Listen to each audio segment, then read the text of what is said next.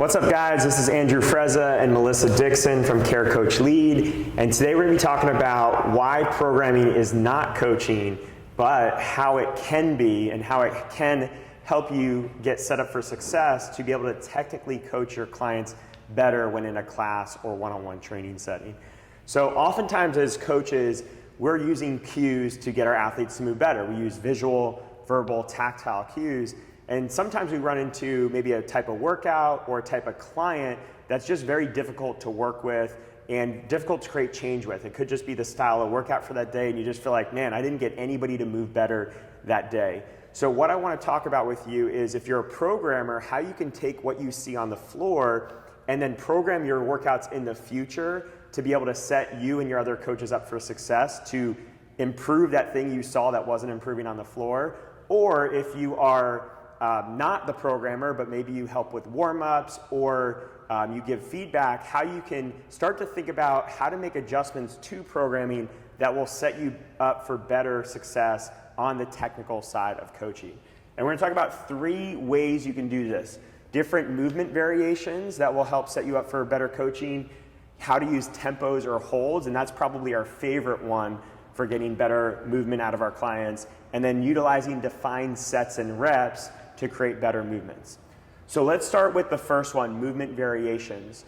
So I'll give you guys an example. The other day we saw D-ball cleans. We had D-ball cleans in our workout, and we saw a lot of clients that were not fully extending on their D-ball clean. So they kind of sneak themselves under. We'll have Melissa show it where they get set up, they do this reset, and then they kind of like sneak themselves under the ball. They might step forward through it, but they never really lock out. They kind of just keep their knees soft and they try to get under the ball as opposed to extending and driving that ball over the shoulder.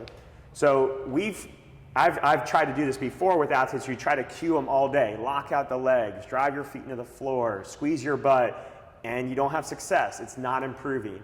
So what we did is the next time we programmed it, instead of it being a D-ball clean over the shoulder, we had them clean to the shoulder, and in that way they get feedback of where their position is at the top. So we talk about how they need to lock out the legs, and then they get feedback as they lock out those legs. Now the other concept that I want to bring into this is how you can use not just the movement choice as well, the variation, but your warm-up, your skill work, and then that movement selection to set you up for success. So we already know that we're going to do that D-ball to shoulder as opposed to over shoulder. Now, if we're doing it in a warm-up setting, actually Melissa designed a good warm-up when we did this. She, in the warm-up, had us do a D-ball shoulder hold as the first movement in the warm-up. Then there was a skill work where we went from the hang to the shoulder, working on that last little bit of extension. And then we layer in the ground, pulling from the ground as that final piece. We give people a chance to really reinforce and build in a progressive way to feel this variation. Yeah, I purposely did that because we were seeing those athletes do that, and I know that we've struggled with just cueing them out of it.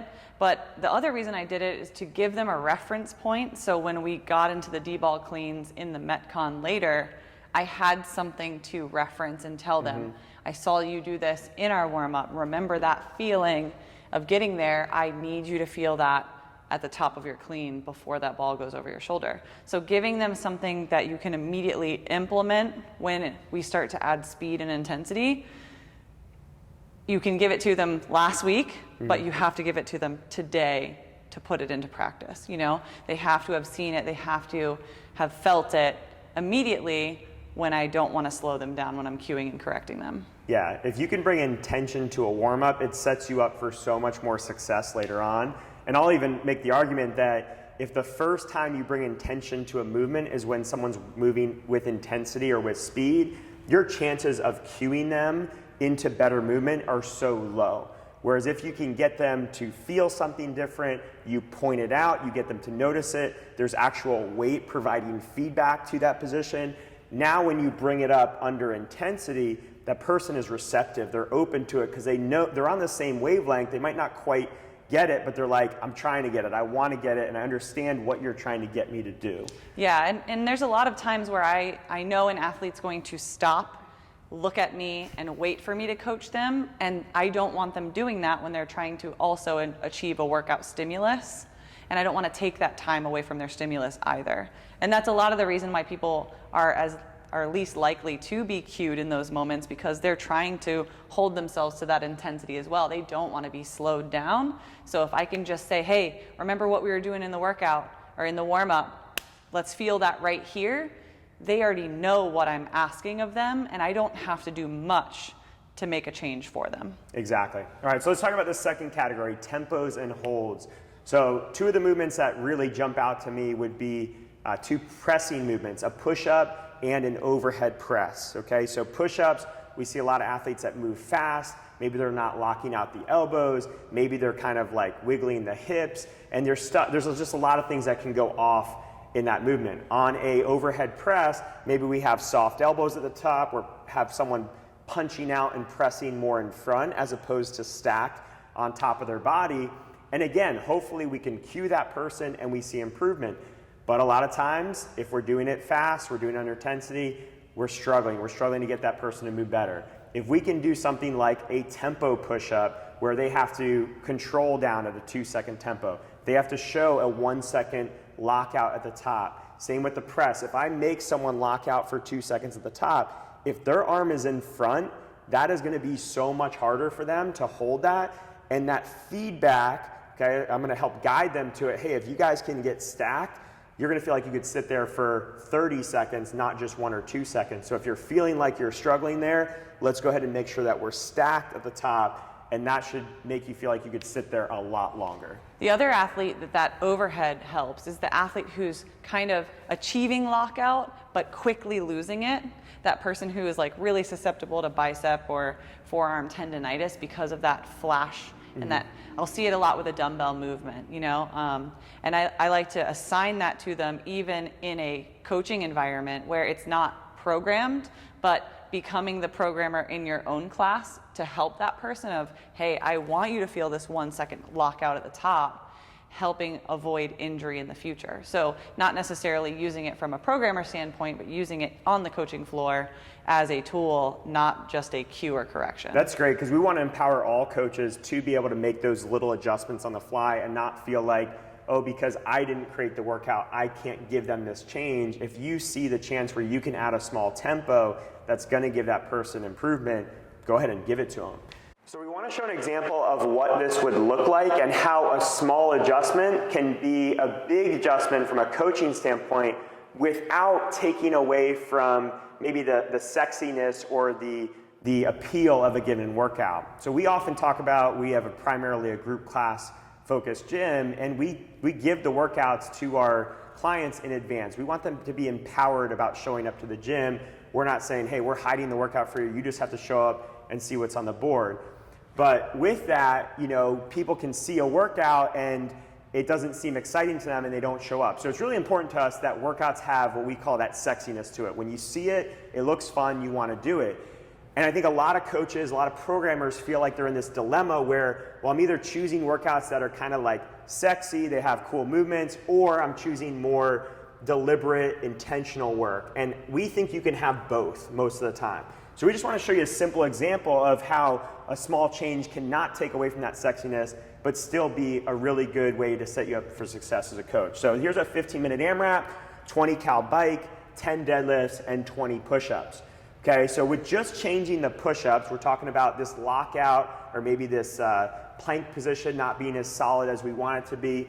If we just bring the reps slightly down on the push-ups, but add a small tempo of that 2-second descent and that 1-second lockout at the top, we're going to get our athletes to move that much better, and we haven't really changed anything about the stimulus of that day. We've only improved our chances of them getting probably a better stimulus and coming away from that day improving more than they would have under the original version. Yeah, this is a really simple way to be able to add that tempo, that time under tension, which is going to get them as fit, if not more, than the 20 number, taking those reps down, but also getting that 1-second hold reinforcement, right? So the coaching moment here could be not just the 2-second descent or the control of the descent.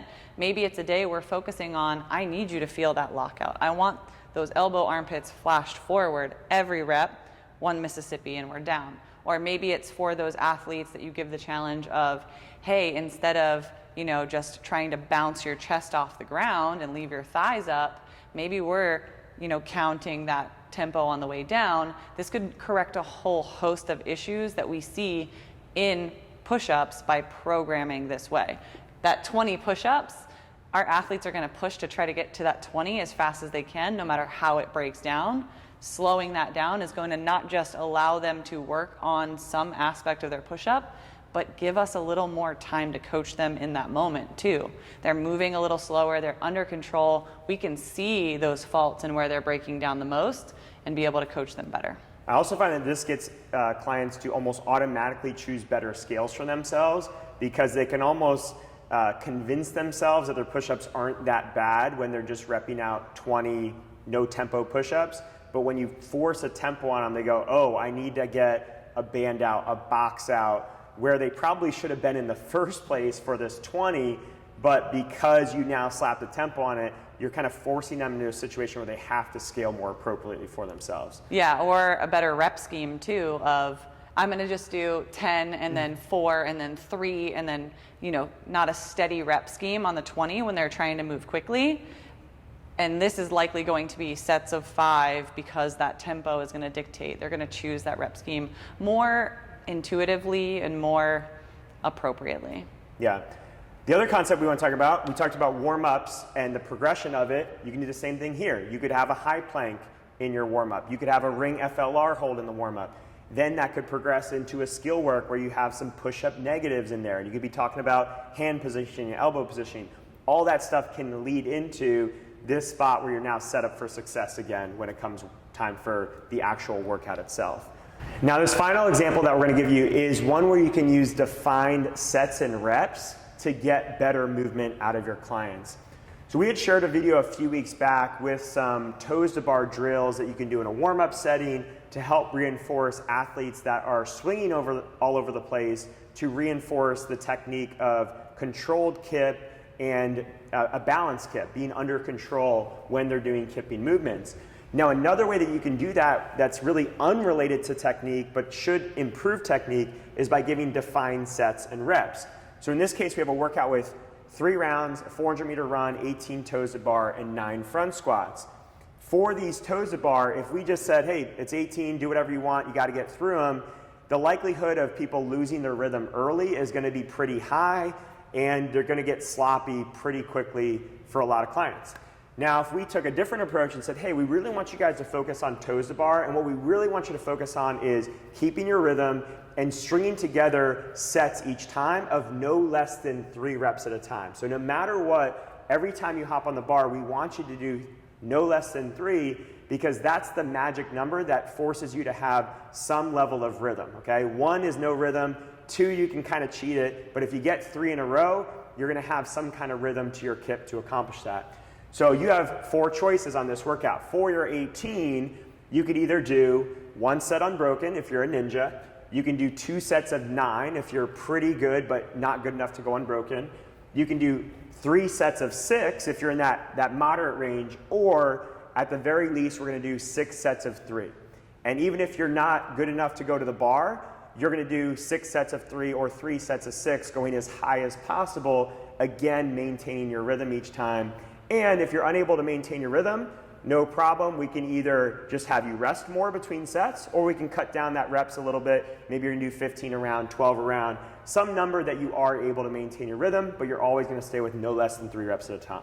Yeah, I think one of the big benefits to this is allowing people to feel empowered within their rounds of, I know what I can accomplish in this, and I'm going to execute a plan, where a lot of athletes will look at that 18 number and they won't be able to make their own plan, right? They might ask you as a coach on the side after you get your workout brief done, hey, what do you think I should do? There are some athletes like that, but there's a lot of athletes out there who are going to be the 18 singles in your gym just because they can hit their toes 1 time to the bar, drop, and reset. And we will naturally avoid having those athletes in class when we choose these kind of rep schemes and define them in advance, but we also empower the athletes who are a little bit too nervous to ask a coach for this kind of prescription, or there's always that person who doesn't feel like, oh, I don't want to bother them, I'll just figure it out, and they're not getting the best out of their workout. So it alleviates the need for you to have to go and find that athlete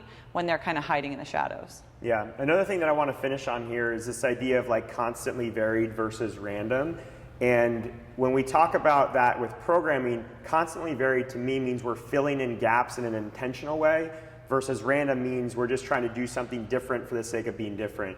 And all the examples that we showed you are ways that we're adding variation to what we're doing. It's not just it's not the same 18 toes to bar we had last week and that we'll have next week. It's different because there's a different intention to it, there's a different objective to it, and that creates variation.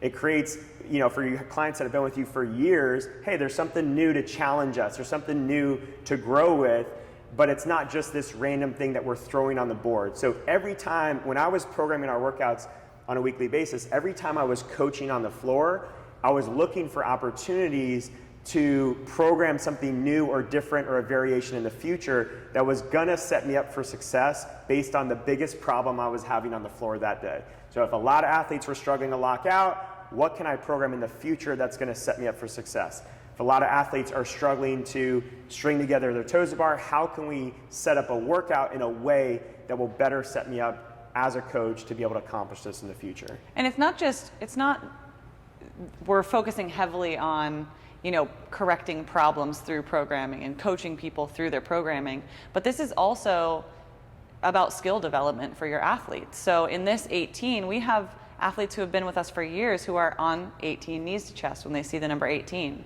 And this gives them that straight leg up as high as they can with these defined set. It empowers them to do a skill that is not the RX, the labeled skill of the day, in a defined environment that helps them feel like they're progressing, and it is actually progressing them towards that skill.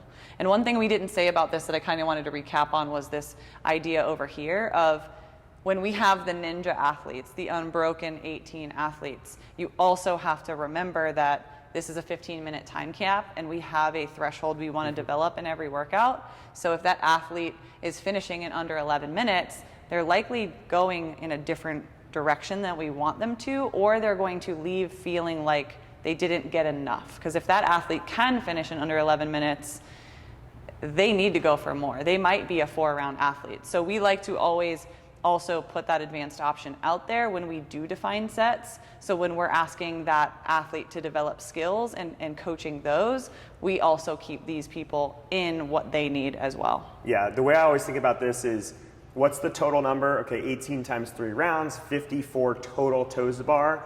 Is that a lot for someone? Is that a little bit for someone? Is that a moderate amount? And you have plenty of athletes in your gym, likely you have a few, that 54 toes to bar is not a lot. Yet you have others where it is a ton for them, and there's so many for them. So how do you continue to close that gap between your best and worst in terms of stimulus? You can challenge them with an additional round. You could have 21 instead of 18 or 24 instead of 18. You can up that number as an advanced option, and its volume is relative, it's not absolute. So yes, that person's doing more volume, but relative to their capacity, it's going to be more similar, it's going to be more comparable to that person where they see 54 and they're like, that is a lot. So I hope you guys found this video really helpful. If you have any questions or comments, leave them below, and we'll see you in the next video.